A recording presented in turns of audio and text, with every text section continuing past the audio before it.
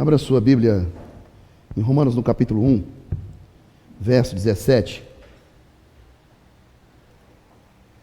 Dando continuidade aí à nossa programação para o mês de outubro, para falarmos a respeito do aniversário da Reforma. Esse ano a Reforma, no dia 31, o movimento de Reforma protestante, completa 506 anos. É uma data memorável. Há 506 anos atrás, Martinho Lutero dava um pontapé mais forte. Eu não vou dizer que é o pontapé inicial, mas o mais forte, porque antes dele já houve outros que, envolvidos com a reforma, envolvidos com a necessidade de mudança, porque, a princípio, meus irmãos, o interesse desses irmãos que estiveram envolvidos numa contraposição à igreja de Roma, naquela época, não havia no coração de nenhum deles o desejo de romper com a igreja. Eles queriam reformar a igreja. Não havia no coração de Lutero o desejo de romper com a igreja. Lutero, um monge alemão do século XVI, ele passa por uma experiência que, se a gente for usar um termo moderno, uma experiência surreal. Havia no coração de Lutero um desejo de servir a Deus, e inclusive até de estar bem com Deus, vamos dizer assim, E um dia, voltando para sua casa a pé, na estrada, eu não sei se os irmãos conhecem essa história, Martinho Lutero foi surpreendido por uma tempestade. Inclusive, semana passada nós tivemos aí uma tempestade fortíssima, que a primeira delas chegou a provocar o transbordamento dessa nossa calha aqui atrás, a calha que divide a cozinha, que faz parte do templo, para as salas, que já é uma construção posterior, mas que em cima no telhado elas se encontram com a calha, Então, nesse dia de tempestade, o vento foi tão forte que chegou a transbordar a calha e queria romper, algumas peças do forro. Inclusive, esse forro aqui sofreu com isso. É uma prova dessa tempestade aí. Depois, o pastor Cleus tira isso aí depois da gravação da mensagem.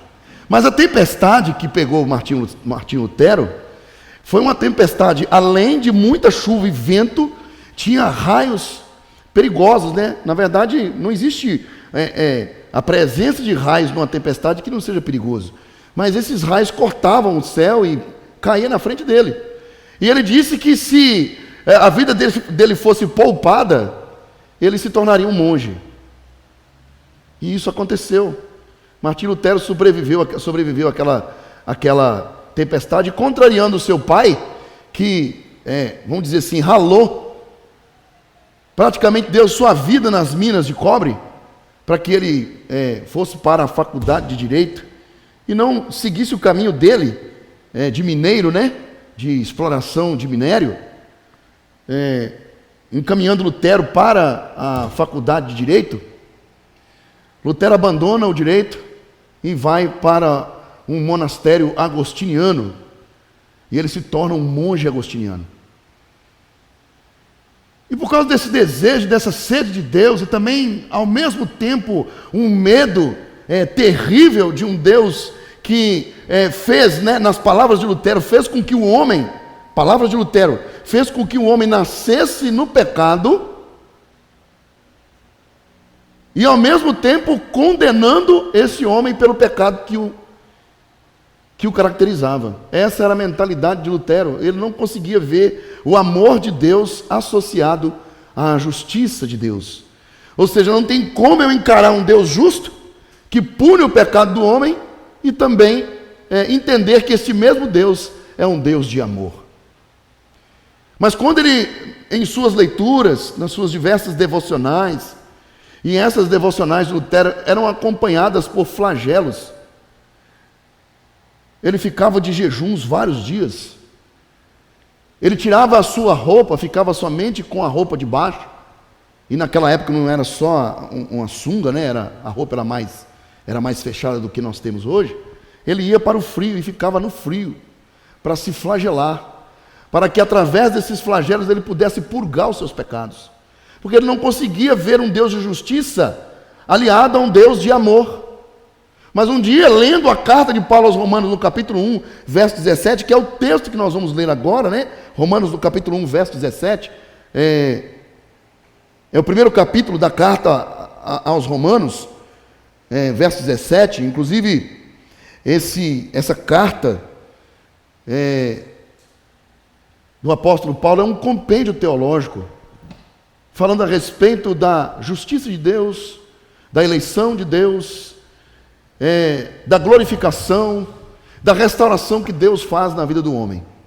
Em Romanos, no capítulo 1, verso 17, o texto diz assim: visto que a justiça de Deus se revela no Evangelho, de fé em fé, como está escrito, o justo viverá pela fé. Novamente, visto que a justiça de Deus se revela de fé em fé, como está escrito, o justo viverá pela fé. Como a Leandra leu aqui, deu abertura, e o nosso tema hoje é o sola fide, nós vamos falar sobre somente a fé e conversarmos um pouquinho sobre a doutrina da fé em oposição à salvação pelas obras. Sola fide, somente a fé. A doutrina da fé em oposição à salvação pelas obras é o tema da nossa mensagem desta noite. O versículo que lemos vai expressar o significado da justiça eterna e essencial de Deus, que inclui tanto a justiça quanto a misericórdia. E é eminentemente demonstrada na condenação do pecado e ainda assim na justificação do pecador. Às vezes, significando também que a justiça pela qual um homem, através do dom de Deus, é realizada e justamente aplicada ao receber a Cristo pela fé e pela conformidade com a justiça essencial de Deus. Aqui nesse texto que lemos, o apóstolo Paulo, ao tratar da justificação, ele vai identificar aqui como a justiça da fé. Portanto, ele vai chamar essa justiça da fé de a justiça de Deus, porque Deus a preparou. E além de prepará-la, ele não somente a preparou, mas também faz com que o seu Filho a revele. Essa expressão significa que todo o benefício de Deus se manifestou através de Cristo para a salvação do pecador. A justiça de Deus, que era aquilo que Martinho Lutero tanto temia, se revela através do Evangelho, e a revelação do Evangelho na justiça de Deus é colocada em prática através do amor de Jesus revelado na cruz do Calvário.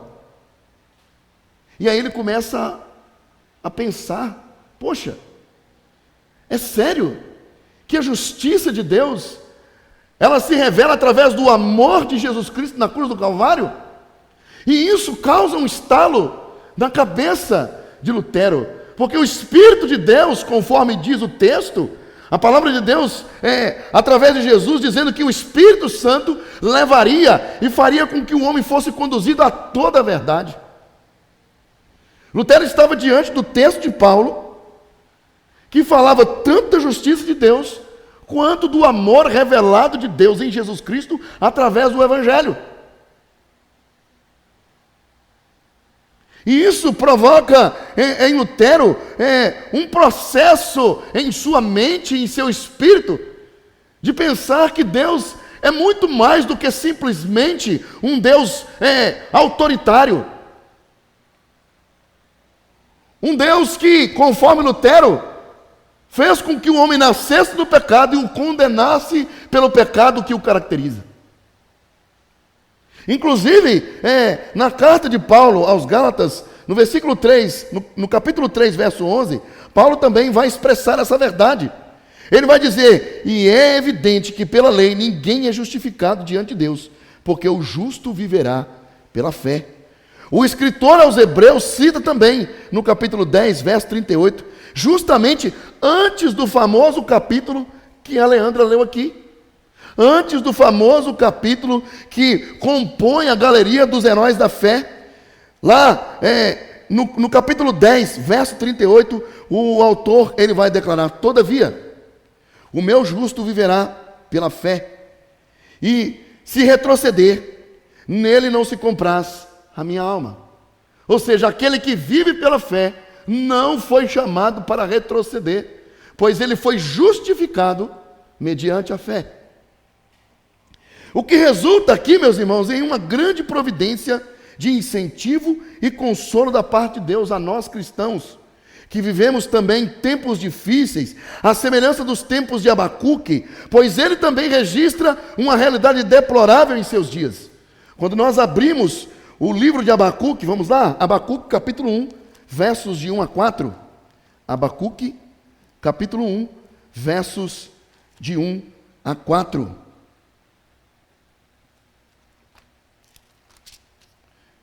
Amém? Todos nós encontramos? Diz assim o texto: sentença revelada ao profeta Abacuque. Até quando, Senhor, clamarei eu, e tu não escutarás? Gritar-te-ei violência, e não salvarás? Porque me mostra a iniquidade, e me fazes ver a opressão?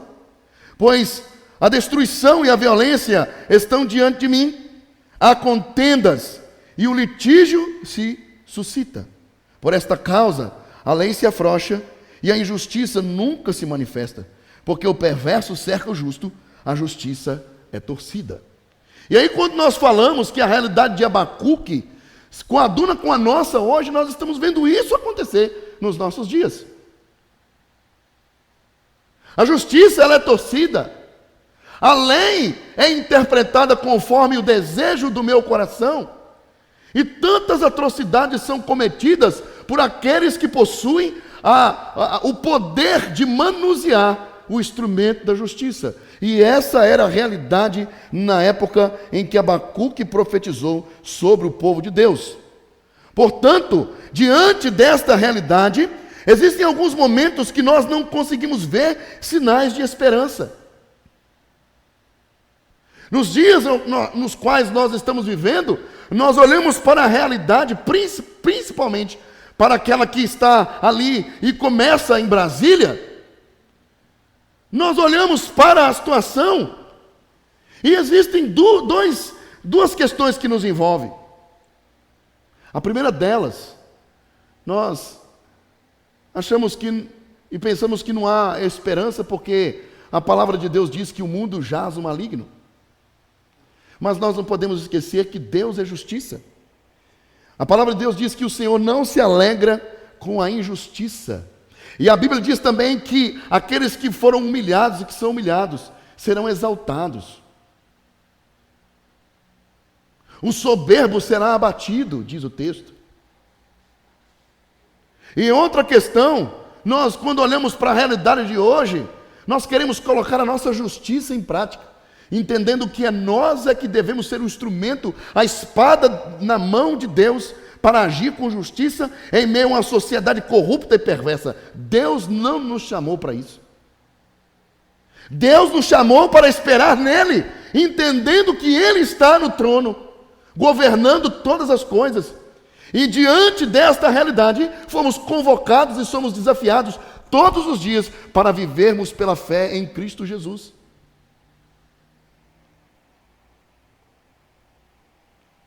Quando nos falta esperança, devemos olhar para a realidade do crente que foi chamado a confiar em Deus, buscando a se dirigir a todas as coisas, ou todas as coisas que dizem respeito à sua vida, de acordo com os propósitos de Deus. John MacArthur, ele afirma que no contexto de Abacuque, a Babilônia é a personificação do soberbo. O arrogante confia na sua própria força, na sua posição social e nas suas companhias. Porém o justo, diz ele, Deposita a sua confiança ou deve depositar a sua confiança no Senhor, assegurando a este que, embora tudo em volta pareça contraditório, esse fato é, na verdade, para demonstrar que os ímpios orgulhosamente desviam do caminho de Deus e por isso não permanecerão. Ou seja, o que John MacArthur está dizendo aqui acerca do contexto de Abacuque e o contexto que nós estamos vivendo hoje? Deus, ele providencia este contexto para que o ímpio se mergulhe ou mergulhe-se mais ainda na lama do pecado. Quando nós olhamos para a questão da prosperidade, quando nós olhamos para a questão de que na vida do outro tudo dá certo e na minha tudo é mais difícil, nós precisamos entender que isto é Deus preparando o caminho para o ímpio, a fim de que ele receba, e na verdade a palavra de Deus diz que ele já recebeu o quinhão dele. E o caminho já está pavimentado para que ele seja condenado. Tudo que o ímpio precisa e quer, ele já recebeu e irá receber nesta vida. Agora, para aqueles que confiam no Senhor, nós podemos ficar com as palavras do questionamento do apóstolo Pedro, aliás, quando ele chega para Jesus, diante das questões e das interrogações que estavam na sua cabeça, por causa de tudo que eles deixaram para trás, e eles chegam diante de Jesus e falam: Senhor, tudo te deixamos para seguir-te. O que nós teremos com isso? Qual é a nossa participação nisso? E Jesus responde: aqueles que deixaram tudo, abandonaram tudo para me seguir, eu digo a vocês que receberão 100 vezes mais nesta vida e no porvir a vida eterna. Agora, quando nós olhamos para o texto, e o texto está dizendo receberemos 100 vezes mais nessa vida, a nossa tendência é entender que nós vamos receber 100 vezes mais em dinheiro, em prosperidade material, mas o texto não está falando disso. O texto está dizendo que nós receberemos 100 vezes mais irmãos para estar conosco, 100 vezes mais tantas outras coisas que estão dentro do propósito de Deus. Porque quando pensamos nas coisas desta vida, nas coisas desta terra, nós vamos ver que não existe nenhuma comunhão de Deus com tudo que está aqui, com tudo que vemos. Mesmo Deus tendo preparado todas essas coisas para nós.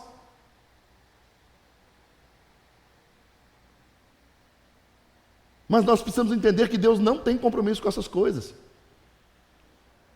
Eu quero abrir um parênteses aqui e falar a respeito das manifestações que aconteceram lá em Minas.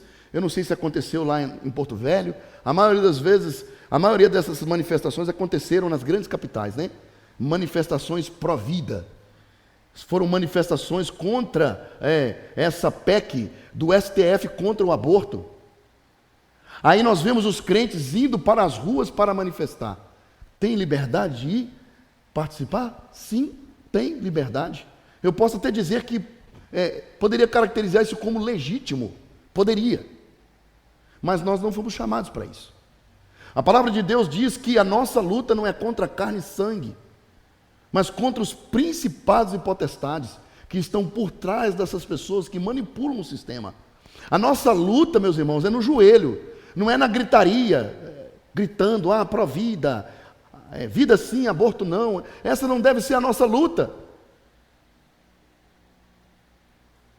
Nós estamos com diversos crentes e servos de Deus presos lá em Brasília por causa que foram participar de algo que eles não foram chamados para participar. Quer ver uma outra prova? O salmista vai dizer que infeliz do homem que põe a sua esperança na força do seu braço.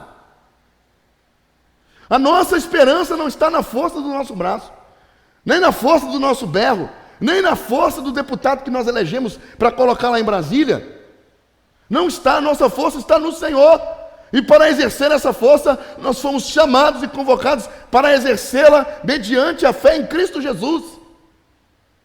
Esse é o desejo de Deus para as nossas vidas. O texto de Salmos 1, verso 4 a 5 vai dizer: os ímpios não são assim, são, porém, como a palha que o vento dispersa. Por isso, os perversos não prevalecerão no juízo, nem os pecadores na congregação dos justos. O que nós podemos entender aqui? Que o tratamento de Deus para com os ímpios não é o mesmo para conosco. Por isso, o nosso comportamento diante de Deus não pode ser igual ao do ímpio.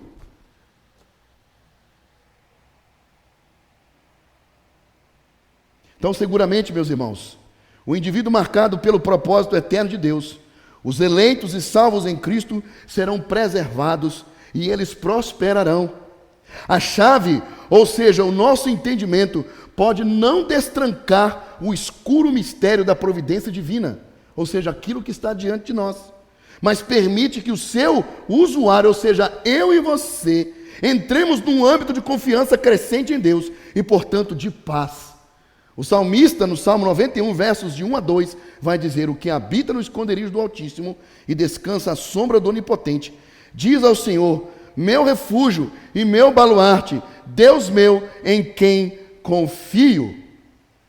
Ou seja, essa era a realidade não somente do profeta Abacuque, mas de todos os que foram chamados a confiar somente em Deus, exercendo a sua fé e confiança em um Senhor justo e providencial, poderoso, para resgatar o seu povo com mão forte e poderosa. Portanto, somente a fé foi uma das bandeiras defendidas pela teologia reformada. Desde o seu nascedouro, todos os reformadores se levantaram vigorosamente contra a doutrina da salvação pelas obras, ou pelos méritos, ou da colaboração com Deus na salvação. Todos eles, desde o início de seu ministério reformado, afirmaram que a fé é um único instrumento de Deus, que Deus nos dá, aliás, para que possamos nos apossar da salvação que Ele concede graciosamente. Mas essa não foi a única frente na qual os reformadores tiveram que defender a doutrina da fé. Eles também tiveram que sustentá-la em oposição ao formalismo religioso e à secularização da fé. Ou seja, contra o formalismo religioso e a secularização da fé, nós precisamos entender que a salvação, ela é pela fé e não pelas obras. Diz o texto de Efésios 2:8. O texto diz: porque pela graça sois salvos mediante a fé, e isso não vem de vós, é dom de Deus. Aqui nesse trecho, meus irmãos, o apóstolo Paulo vai usar o termo mediante a fé, que no grego é dia. Ele lança a mão aqui com esse termo, através de uma preposição primária que denota o canal de um ato, ou seja, por meio de ou através de. John MacArthur, ele afirma que a fé não é nada que fazemos em nosso próprio poder ou por nossos próprios recursos. Em primeiro lugar, ele afirma: nós não temos poder ou até mesmo recursos adequados. Diante dessa realidade, muitas doutrinas sustentadas pela Igreja Romana estavam em aberto desacordo e oposição com o ensino das Escrituras. E houve muita controvérsia sobre inúmeros temas importantíssimos para a teologia cristã. No entanto, o estupim da reforma está diretamente relacionada à forma como nos apropriamos da salvação. Se o texto está dizendo que a salvação é pela fé, não existe outro instrumento capaz de conduzir o homem a se apropriar da fé. Documentos históricos acerca da história de Martinho Lutero conta que uma vez, uma certa feita, ele precisou ir a Roma. Na verdade, ele foi enviado pelo seu monastério a Roma para levar algumas petições e documentos administrativos que deveriam ser analisados na Cúria Romana. A Cúria Romana é o centro administrativo da Igreja Católica. Lá existem diversos departamentos para dar assistência a diversas áreas da igreja. E Martinho Lutero foi escolhido para levar esses documentos. E quando ele chega lá, ele encontra um esgoto a céu aberto na cidade chamada Cidade Santa, ou a cidade que abrigava a sede romana. Lá ele encontrou bordéis para padres, vendas de diversos pequenos santos de todas as áreas da vida do homem. vinhos sendo servidos nos bares, especialmente para frades e padres.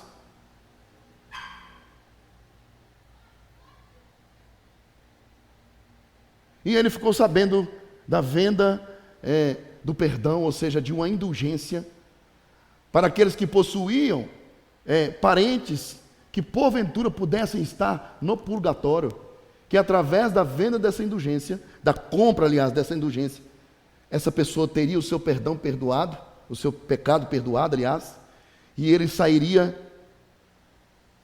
do purgatório e iria direto para o céu.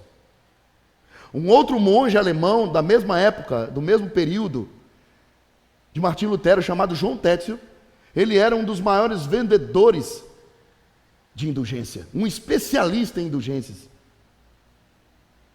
um inquisidor. E ele criou uma famosa frase dizendo que cada moeda que tilinta no fundo do gasofilácio, ou seja, o barulho da moeda caindo no fundo do gasofilácio, é uma alma a menos no purgatório. Esta era a frase. Esta era a propaganda da época. Martinho Lutero entra na fila para comprar a indulgência. E ele queria oferecer aos parentes que ele achava que estava, na época, com a sua falta de entendimento, que poderia estar no purgatório, e ele, por um certo valor, ele paga e compra uma indulgência. E ele dá o nome do parente, que era o seu avô, Hans Lutero.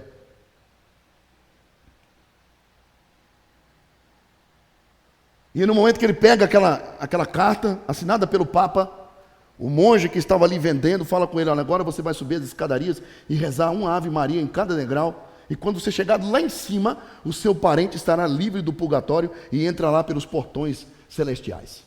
Este era o ensino da época. Martinho Lutero, ele se revolta contra essas coisas, e ele vai até a porta da faculdade, da universidade, aliás, de Wittenberg, e prega lá as suas 95 teses. E o desejo de Martinho Lutero não era provocar um problema. Ao contrário, ele queria discutir. Ele queria chamar os teólogos da época para sentar na mesa e discutir acerca daquele ensino errôneo da igreja. E ele entendia que o Papa estava sendo enganado, que as pessoas abaixo do Papa estavam usando o seu nome para atuar de forma corrupta. Esse era o pensamento de Lutero. E depois ele descobre que o Papa Leão X era o cabeça de todo o esquema. E aí sim, defendendo a sã doutrina, Lutero rompe com a igreja. Não é através dos méritos, não é através do perdão vendido ou comprado, mas é pela fé. Pela fé é que o homem pode se apropriar da salvação. A indulgência era um perdão que a igreja oferecia às pessoas que se arrependiam de seus pecados. Tratava-se de uma espécie de carta vendida pela igreja aos fiéis. E ao comprá-la, as pessoas estariam recebendo o perdão de seus pecados cometidos. Tendo assim a certeza de que essa crença não se harmoniza com o ensino bíblico sobre a salvação, motivo pelo qual os reformadores fizeram a questão de sustentar o sola gratia. Ou seja, somente pela graça o homem pode ser salvo. A salvação é somente pela graça. Havia, porém, uma forte doutrina romana que afirmava que a salvação era obtida pelo merecimento. Ou seja, na medida em que a pessoa ia acumulando méritos diante de Deus, sua salvação ia ficando mais próxima. Mas mesmo que essa pessoa não obtivesse mérito ou mediante as cartas compradas para obter a salvação, esse mérito mesmo assim era considerado, e a passagem da pessoa pelo purgatório era abreviado, porque o que interessava para as autoridades de Roma não era o perdão do pecado, e sim o dinheiro que caía no gasofilácio.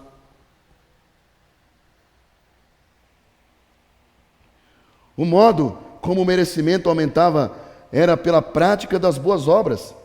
Entre essas obras estavam as ações de caridade e a piedade religiosa. Portanto, temos aí 3 questões a serem observadas. As ações de caridade. Não há dúvida, meus irmãos, de que a ação em favor do necessitado é uma parte importante na prática cristã. E diante disto, precisamos analisar corretamente o que Tiago está dizendo lá no capítulo 1, verso 27, quando ele declara: a religião pura e sem mácula para com nosso Deus e Pai é esta. E ele vai dizer: visitar os órfãos e as viúvas nas suas tribulações e a si mesmo guardar-se incontaminado do mundo. Não havia aqui, meus irmãos, no pensamento do irmão do Senhor, o desejo de reduzir a religião a uma pura, negativa conduta suplementar por visitas de caridade. Mas ele simplesmente estava afirmando que o homem que é escrupuloso, ou seja, aquele que é meticuloso e cuidadoso nessas observâncias, que observâncias são essas? A entrega de esmolas, o acompanhamento dos órfãos, o acompanhamento das viúvas, em detrimento das outras coisas que eram esquecidas. Que outras coisas eram essas? A honestidade, a justiça, a misericórdia e o amor.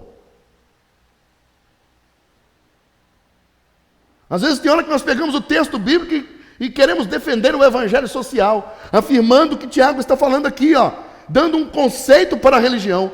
A religião verdadeira para com o nosso Deus é que os órfãos e as viúvas sejam assistidas nas suas necessidades, mas que o homem se guarde incontaminado do mundo. Tiago não está dando um conceito de religião aqui, ele está simplesmente afirmando que o homem não deveria simplesmente ou puramente assistir as viúvas e os órfãos nas suas necessidades, mas eles deveriam se guardar sim, incontaminados do mundo, serem justos, misericordiosos, amorosos.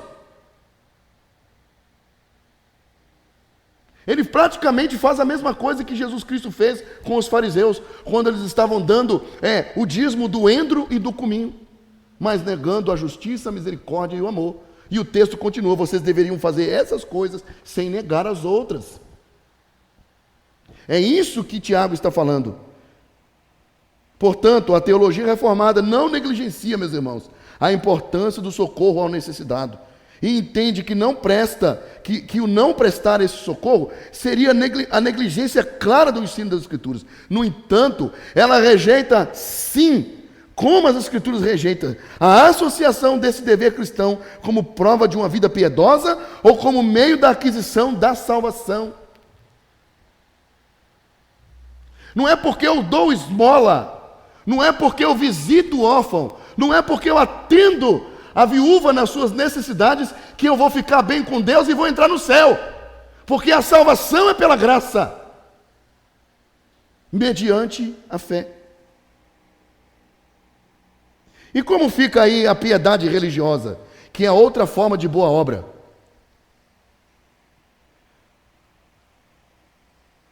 E ela vai dizer acerca de quê? A piedade religiosa.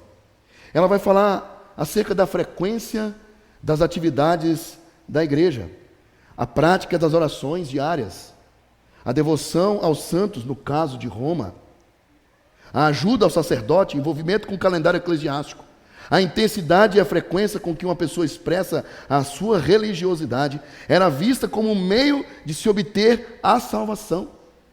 No Evangelho de Lucas, no capítulo 18, versos de 11 a 12, nós temos a narrativa a respeito do fariseu que estava posto em pé, e o texto diz: ele orava de si para si mesmo. E ele dizia dessa forma: ó Deus, graças te dou, porque não sou como os demais homens, roubadores, injustos e adúlteros, nem ainda como este publicano, mas eu jejuo 2 vezes por semana e dou o dízimo de tudo quanto ganho. Aqui, o evangelista Lucas, ele denuncia uma clara manifestação de justiça própria, o que neste mesmo quadro é demonstrado o oposto do que a doutrina espera de um homem totalmente incapaz de se justificar diante de Deus. No mesmo capítulo 18, versículos de 13 a 14, o texto diz: o publicano, estando em pé, de longe, não ousava nem ainda levantar os olhos ao céu, mas batia no peito, dizendo: ó Deus, sê propício a mim, o pecador. E o texto continua, meus irmãos, dizendo: digo-vos que este desceu justificado para a sua casa, e não aquele, porque todo o que se exalta será humilhado, mas o que se humilha será exaltado.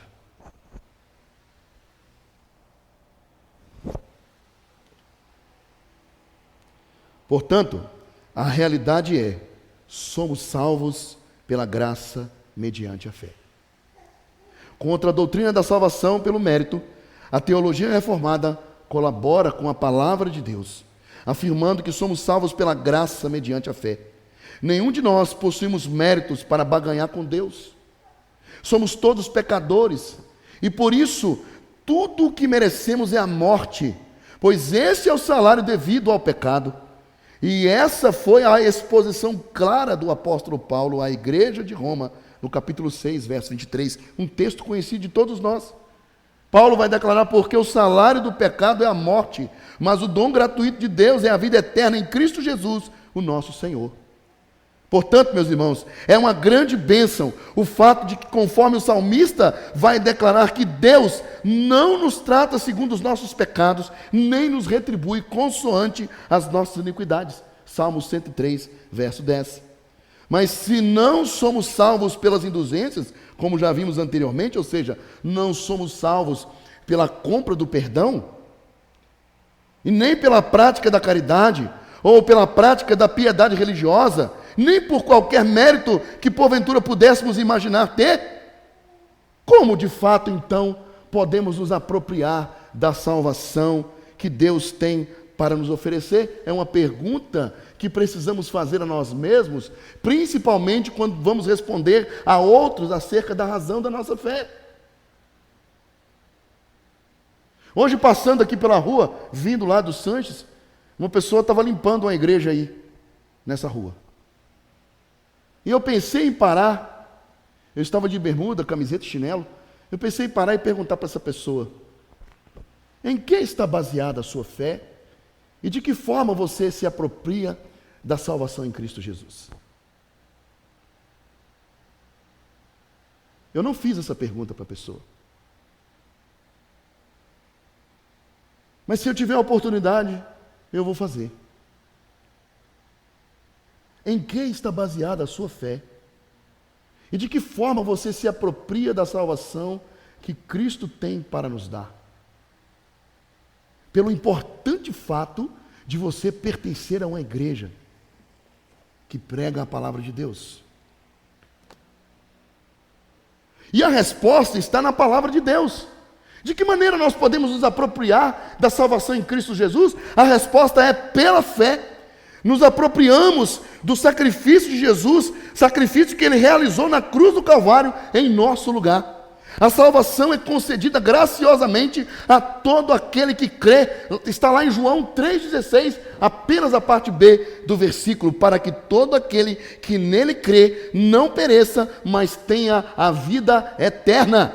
F.F. Bruce, nesse trecho, ele vai dizer: somente aqueles que respondem mediante a uma convocação específica, recebem o presente de Deus em Cristo, poderão desfrutar da salvação que Deus dá.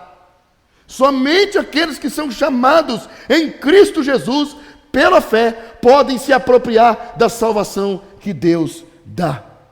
E não somente se apropriar em Cristo, mas podem desfrutar das benesses da salvação que Deus dá. E quando a recebem, sua resposta inevitavelmente é a de retribuir com o seu amor para com Deus. Por isso que a Bíblia diz que eu amo o Senhor, porque Ele me amou primeiro.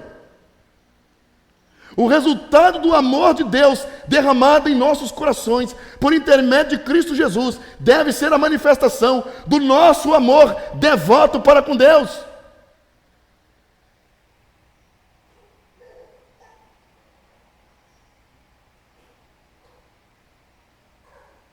Portanto, meus irmãos, quando entendemos que não temos mérito nenhum diante de Deus, e que tudo o que fazemos sempre será manchado pelo pecado, e que somos incapazes por nós mesmos de obter nossa salvação, devemos nos refugiar em Deus e encontrar nele o abrigo seguro. O Catecismo Menor de Westminster, de 1647, em sua questão 86, assim define a fé. Ele vai dizer que a fé em Jesus Cristo é uma graça salvadora, pela qual recebemos e confiamos só nele para a salvação, como ele nos é oferecido no Evangelho. E concluindo, meus queridos, a secularização da fé, o formalismo religioso e a salvação pelas obras, nada disso pertence à natureza da fé e à salvação para com Deus em Cristo Jesus, oferecida a nós na cruz do Calvário. Não existe na secularização da fé, no formalismo religioso e na salvação pelas obras, nada que possa nos fazer competentes, vamos dizer assim, para nos apropriarmos da salvação que Deus dá em Cristo Jesus. A teologia reformada, com a sua ênfase na doutrina da fé, nos convida como igreja de Cristo a olhar para além das circunstâncias religiosas e atendermos o chamado de Deus para vivermos e mantermos com Cristo pela fé uma doce e estreita comunhão que produz vida abundante e eterna. Romanos 5, 1 e 2, o texto diz: justificados mediante a fé, temos paz com Deus por meio de nosso Senhor Jesus Cristo, por intermédio de quem obtivemos igualmente acesso pela fé, e a esta graça, da qual estamos firmes e gloriamo-nos na esperança da glória de Deus. E Paulo aos Coríntios, na sua primeira carta, no capítulo 1, verso 9, vai dizer: fiel é Deus, pelo qual fostes chamados à comunhão de seu Filho Jesus Cristo, o nosso Senhor. Para nos apropriarmos da salvação que Deus dá aos homens, só é possível pela fé em Cristo Jesus. O amor que Deus manifestou na cruz do Calvário por intermédio de Jesus Cristo deve resultar em nós um amor devoto a Ele, um amor que me faz envolver nas coisas da obra de Deus, não porque eu vou ficar bem com Deus, mas porque eu amo a obra de Deus e necessito fazer a obra do Senhor, porque é isso que Deus espera, se é que eu posso dizer que Deus espera alguma coisa do homem. Esse deve ser o resultado advindo daqueles que foram comprados e obtidos por um bom preço, o sangue de Cristo Jesus, que foi derramado na cruz do Calvário em meu e em seu favor. Que possamos nos apropriar não somente da salvação pela fé, mas também pelas benesses dessa salvação que Deus nos deu por intermédio de Cristo Jesus, somente pela fé. Amém? Que Deus em Cristo abençoe você.